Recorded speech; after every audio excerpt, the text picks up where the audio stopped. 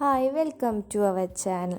ഞാൻ ഇന്ന് വളരെ ഈസിയായി ഉണ്ടാക്കാൻ പറ്റുന്ന ഒരു തേങ്ങാച്ചോറാണ് കാണിക്കുന്നത്. ജീരകശാല അരി വെച്ചിട്ടാണ് ചെയ്യുന്നത്. അതിന് അരമുറി തേങ്ങ, ഒരു കപ്പ് ജീരകശാല, കുറച്ച് ഉലുവ, ഒരു കഷ്ണം പട്ട, ഒരു ഏലക്ക, ഒരു വഴനയില, ആവശ്യത്തിന് ഉപ്പ്. ഇതെല്ലാം നമ്മൾ ഒരുമിച്ച് കുക്കറിലിട്ടിട്ട് ഒരു വിസിൽ കേൾപ്പിക്കുകയാണ് ചെയ്യുന്നത്. ഭയങ്കര ഈസി ആയിട്ട് നമുക്ക് കുട്ടികൾക്കൊക്കെ ലഞ്ച് ബോക്സൊക്കെ ആയിട്ട് കൊടുക്കാൻ പറ്റും. ഇനി അത് ഒരു കപ്പായിരിക്കും നമ്മൾ ഒന്നര കപ്പ് വെള്ളം എന്ന അളവിലാണ് ഒഴിക്കേണ്ടത്. ആവശ്യത്തിന് ഉപ്പ് ഇട്ട് നന്നായി ഇളക്കി അടച്ച് വെച്ച് ഒരു വിസിൽ കേട്ട് 5 മിനിറ്റ് സിമ്മിലിട്ട ശേഷം നമ്മൾ തീ ഓഫ് ചെയ്യണം. ഇതിനായിട്ട് ഇതിൻ്റെ ഒപ്പം കഴിക്കാനായിട്ട് ബീഫ് കറിയാണ് ഉണ്ടാക്കാൻ പോകുന്നത്. അതിനായി ഞാൻ 1/2 കിലോ ബീഫ് എടുത്തിട്ടുണ്ട്. അരമുറി തേങ്ങാക്കൊത്ത്, അതിൻ്റെ പൊടികൾ മീറ്റ് മസാല, ഉപ്പ്, മഞ്ഞൾപ്പൊടി, മല്ലി വറുത്ത് പൊടിച്ചതാണത്. ഇതെല്ലാം കൂടി നമുക്ക് തിരുമ്മി കുക്കറിൽ വിസിൽ കേൾപ്പിക്കണം. അതിന് വഴറ്റാനായിട്ടുള്ള സാധനം ഞാൻ അപ്പം കാണിച്ചു തരാമെന്ന് വിചാരിച്ചിട്ടാണ്. ഈ മസാലകളെല്ലാം തിരുമ്മി വെച്ച് നമുക്ക് കുക്കറിൽ ഒരു 8 വിസിൽ കേൾക്കണം. 3 വിസിൽ ഹൈ ഫ്ലെയിമിൽ വെച്ച ശേഷം ബാക്കി 5 വിസിലും സിമ്മിലിട്ടിട്ട് വേണം കേൾപ്പിക്കാനായിട്ട്. അതിലേക്ക് ഒരു 1/4 ഗ്ലാസ് വെള്ളം ഒഴിച്ചാൽ മതി. ബീഫിൽ നിന്ന് അത്യാവശ്യം നല്ല വെള്ളം ഇറങ്ങും. അപ്പോൾ 1/4 ഗ്ലാസ് വെള്ളം ഒഴിക്കാൻ പാടുള്ളൂ. വെള്ളം ഒഴിച്ചാൽ നന്നായി കൂടിപ്പോവും. 1/4 ഗ്ലാസ് വെള്ളം ഒഴിച്ചാൽ മതി. ഇനി നമുക്ക് അതിന് വേണ്ട വഴറ്റാനായിട്ട് ഞാനിവിടെ ചട്ടി എടുത്തിരിക്കുന്നത്. വെളിച്ചെണ്ണ ഒഴിക്കുന്നുണ്ട്. നിങ്ങൾക്ക് ഓയിൽ എടുക്കുന്നവർക്ക് ഓയിൽ എടുക്കാം, പക്ഷേ നാടൻ രീതി വയ്ക്കുമ്പോൾ വെളിച്ചെണ്ണയല്ലേ ടേസ്റ്റ്. ഞാൻ ഇപ്പോൾ ഇന്ന് വെളിച്ചെണ്ണ എടുത്തിരിക്കുന്നത്. കുറച്ച് ഉലുവ പൊട്ടിക്കാം. ഉലുവ പൊട്ടി, കുറച്ച് കറിവേപ്പിൻ്റെ ഇല. ഞാനിവിടെ എടുത്തിരിക്കുന്നത് 2 വലിയ സവാളയാണ്. കുറച്ച് ഗ്രേവി ആയിട്ട് വേണം, അതുകൊണ്ട് വലിയ സവാള 2 എടുത്തിട്ടുണ്ട്.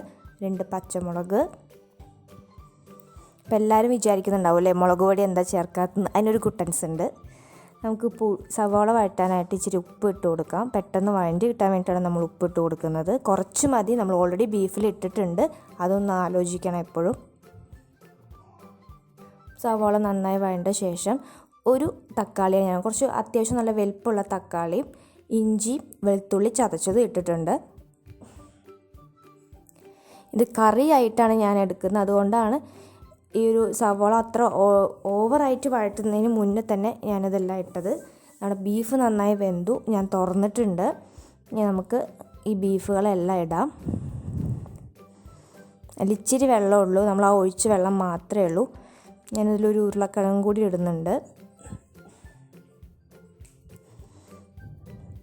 ഇനിയാണ് സീക്രട്ട്.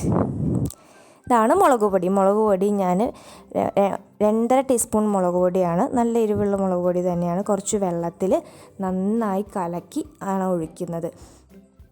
തട്ടുകടയിലൊക്കെ നമുക്ക് കിട്ടുന്ന ബീഫിൻ്റെ ഒരു രുചിയില്ലേ, നമുക്ക് പൊറോട്ടയുടെ ഒപ്പമൊക്കെ കഴിക്കുന്നത്, ആ ഒരു ടേസ്റ്റ് കിട്ടാനാണ് ഞാനിങ്ങനെ ചെയ്തിരിക്കുന്നത്. കറക്റ്റ് നമുക്ക് ഇങ്ങനെ മുളക് പൊടി ഒഴിക്കുമ്പോൾ, ലാസ്റ്റ് സമയത്ത് ഒഴിക്കുമ്പോൾ, ഇങ്ങനെ വെള്ളത്ത് കലക്കി ഒഴിക്കുമ്പോൾ നമുക്കത് കറക്റ്റ് തട്ടുകടയുടെ ടേസ്റ്റിൽ കിട്ടാറുണ്ട്. നമ്മുടെ തേങ്ങാച്ചോറ് റെഡി ആയിട്ടുണ്ട്.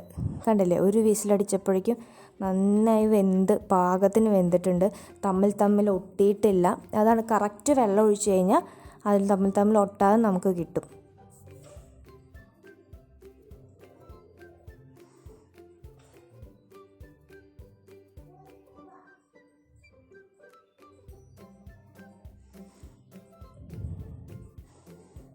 നമ്മളെ ബീഫ് കറിയിലും തക്കാളിയെല്ലാം നന്നായി വെന്തുടഞ്ഞു. സവാള എല്ലാം അതിൽ മിക്സ് ആയിട്ടുണ്ട്.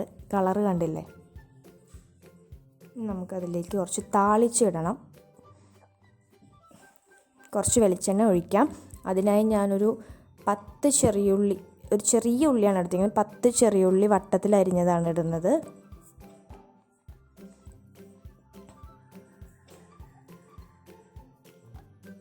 അത് നല്ല ബ്രൗൺ കളറായി കിട്ടണം, എന്നാലേ ആ ഉള്ളിയുടെ ഒരു ഫ്ലേവർ നമുക്ക് കറിയിൽ കിട്ടുള്ളൂ.